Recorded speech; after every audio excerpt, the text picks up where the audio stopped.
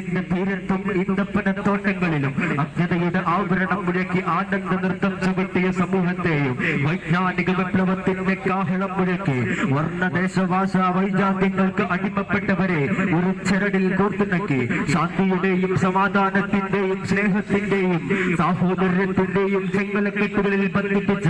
അന്ത്യപ്രവാചകരിൽ അന്തരങ്ങളിൽ ഇരുട്ടുപുരണ്ട് കാർമിക വെളിച്ചം കെട്ടുപോയ അപജയത്തിന്റെ റോഷണം അറേബ്യയുടെ 6-ാം നൂറ്റാണ്ടിലേക്ക് മോക്ഷത്തിന്റെ അനുഭവത്തിൽ ശോഭ പരത്തി ഒഴിച്ചുകെട്ടിയ പുണ്യപൂത്തിങ്ങൾ അക്രമത്തിലും അരാജകത്വത്തിലും അന്ധതയിലും അന്ധകാരത്തിലും ആട്ടിത്തിമർത്ത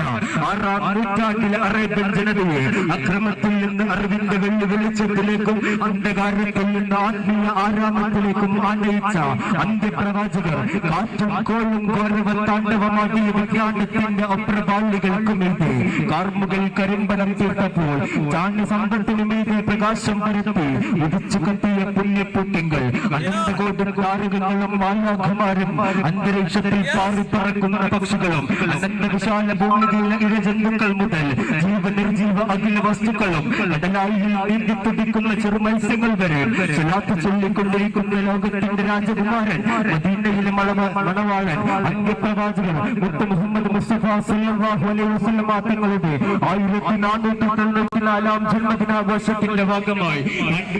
മത്സരങ്ങളിലും സുന്നി മദ്രസ വിദ്യാർത്ഥികളും രക്ഷിതാക്കളും പൂർവ്വ വിദ്യാർത്ഥികളും അണിനിരത്തിയ ഐതിഹാസികമായ നബിദിന റാലിയാണ് ഈ വൈത്താരയെ പുളകമണിയിച്ച് കടന്നു വരുന്നത്. ആശീർവദിച്ചാലും അനുമോദിച്ചാലും അനുമോദനത്തിന്റെ 1000 പൂച്ചെണ്ടുകൾ വാരി വിതറിയാളും